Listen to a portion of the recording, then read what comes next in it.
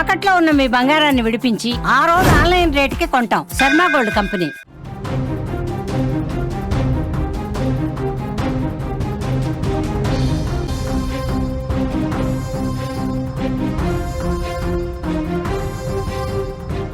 Breaking news.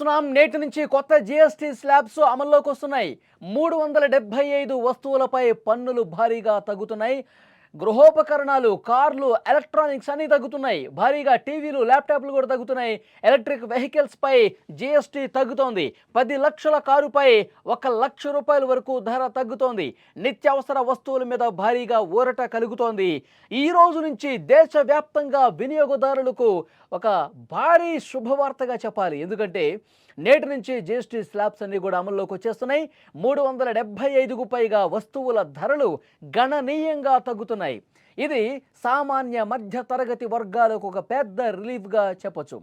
ఈ కొత్త GST slabs దేశ ఆర్థిక వ్యవస్థలో ఒక కీలకమైనటువంటి నిర్ణయంగా మారబోతోంది. జీఎస్టీ కౌన్సిల్ తీసుకున్న నిర్ణయం ముఖ్యంగా మహిళలు, గ్రామీణ మధ్యతరగతి ప్రజలకు ఎంతగానో మేలు చేకూర్చబోతోంది. ముఖ్యంగా ప్రతి ఒక్కరూ ప్రతిరోజు ఏవైతే వస్తువులు వాడతారో, ఇంట్లో వస్తువులు వాళ్ళు ఇంటి దగ్గర నుంచి ఆఫీస్కు వెళ్ళటానికి బైక్స్ మీద వెళ్తుంటారు, కార్ల మీద వెళ్తూ ఉంటారు. అలాగే వంటింట్లో సామాన్లు కావచ్చు, ప్రతిరోజు ప్రతి పేదవాడు, ప్రతి మధ్యతరగతి జీవి వాడుకునే వస్తువులకు సంబంధించి ప్రతి ఒక్కటి కూడా తగ్గబోతోంది. పాలు, పెరుగు, చీజ్ వంటి డైరీ ఉత్పత్తుల మీద జీఎస్టీ 5 నుంచి ఏకంగా 0% పడిపోయింది.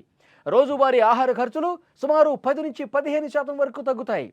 అలాగే మసాలాలు, చక్కెర, బియ్యం వంటి ప్రాథమిక ఆహార ఉత్పత్తులు ఏవైతే ఉన్నాయో పదార్థాలు, దాని మీద జీఎస్టీ 5% దిగింది. ఇది గృహిణులకు నిజంగా ఒక గొప్ప వరంగా భావించాల్సిన అవసరం ఉంది. ఇక మధ్యతరగతి కాలైన సొంత కారు ఇప్పుడు ఇంకా అందుబాటులోకి రాబోతోంది.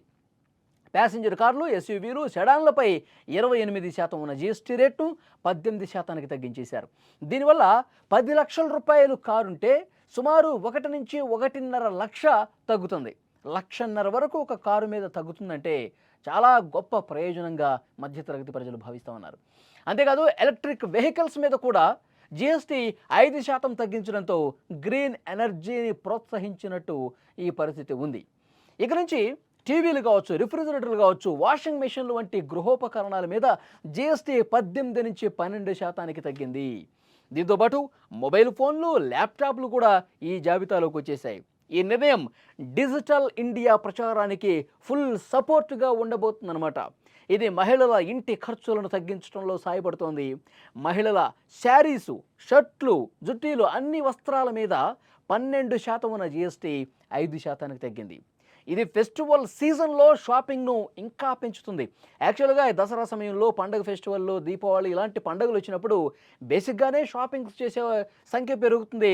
షోరూమ్లు కిటకిటలాడతాయి. ఈ పండగకి మన ఇంట్లో ఒక కొత్త వస్తువును కొనుక్కోవాలి, ఒక మంచి ఎలక్ట్రానిక్ ఐటెంను కొనుక్కోవాలి, లేదంటే మంచి బట్టలు కొనుక్కోవాలి, మంచి చెప్పులు కొనుక్కోవాలి, మంచి బైక్ తీసుకుందాం, మంచి కారు తీసుకుందాం. ఇలాంటి ఆలోచనలు ప్రతి పండక్కి చేస్తూ ఉంటారు. ఆ విధంగా బుక్ చేసుకుంటూ ఉంటారు. పండక్కి ఆ వస్తువుని ఇంటికి తెచ్చుకొని పెట్టుకుంటూ ఉంటారు. ఇప్పుడు ఈ పండగ సీజన్తో పాటు జీఎస్టీ పండగ కూడా తోడైంది.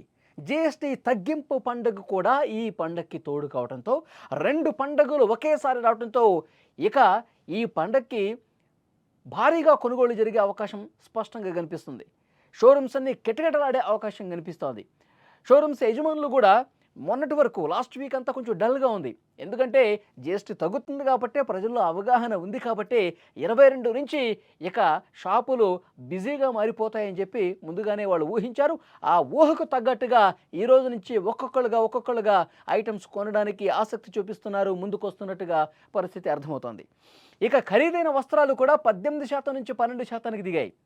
మంచాలు, ఫర్నిచర్పై జీఎస్టీ 18% తగ్గిపోయింది. విద్యా సామాగ్రి, సైకిళ్ళు, టాయిలెట్ వంటి వస్తువుల మీద జీఎస్టీ 5% దిగింది.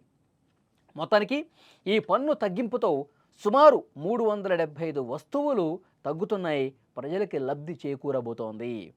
ఇక ఆర్థిక నిపుణుల ప్రకారం ఈ జీఎస్టీ తగ్గుదల దేశ ఆర్థిక వ్యవస్థకు ఒక నూతన ఉత్సాహాన్ని అందిస్తోంది. ఇది వినియోగాన్ని 8 నుంచి 10% వరకు పెంచుతుంది. చిన్న వ్యాపారులకు కూడా మార్కెట్ విస్తరణకు ఒక మంచి అవకాశం ఇదని చెప్తున్నారు. ఈ మార్పులు ద్రవ్యోల్బణాన్ని కూడా నియంత్రించడంతో పాటు ఉపాధి అవకాశాలను కూడా పెంచుతాయని చెప్తూ ఉన్నారు. ఎందుకంటే ప్రజల కొనుగోలు శక్తి పెరుగుతుంది. ఇవాళ కాదు రేపు కొనుక్కుందాం అనుకుంటారు, రేపు కాదు నెక్స్ట్ ఇయర్ కొనుక్కుందాంలే, ఒక 2 సంవత్సరాలు ఆగి కొనుక్కుందాంలే అనుకున్నటువంటి వస్తువులు కూడా భారీగా తగ్గడంతో ప్రజలు షాపింగ్స్ చేయడానికి ఎక్కువ అవకాశం చూపిస్తూ ఉన్నారు. ప్రజలు ఇక విరివిగా వస్తువుల కొనుగోలు చేస్తూ ఉన్నారు. ప్రజల కొనుగోలు శక్తి పెరుగుతుంది. అట్ ద సేమ్ టైం ప్రజలు వస్తువులు కొంటూ ఉంటుంటే ఆ వస్తువుల తయారీ అనేది ఇంకా పెరుగుతుంది. ఆ తయారీదారులు, ఉత్పత్తిదారులు ఎవరైతే ఉంటారో వాళ్ళకు కూడా డబ్బులు వస్తుంటాయి. వాళ్ళు ఇంకా వస్తువులు తయారు చేస్తారు. మొత్తానికి ఈ కొనుగోలు అమ్మకాలు అనేవి భారీ స్థాయిలో జరగటం వల్ల, ఈ రేట్ అనేది పెరగటం వల్ల దేశానికి ఉపయోగం, దేశ ఆర్థిక వ్యవస్థ బలోపేతం కావటానికి ఇది ఒక గొప్ప మార్పుగా రాబోతుందని చెప్పి చాలా స్పష్టంగా మేధావులు, ఆర్థిక విశ్లేషకులు కూడా అంచనా వేస్తున్నారు. నిజంగా భారతదేశంలో ఒక పెను మార్పు ఈ GST 2.0తో రాబోతుంది అనటంలో ఏమాత్రం సందేహం లేదు.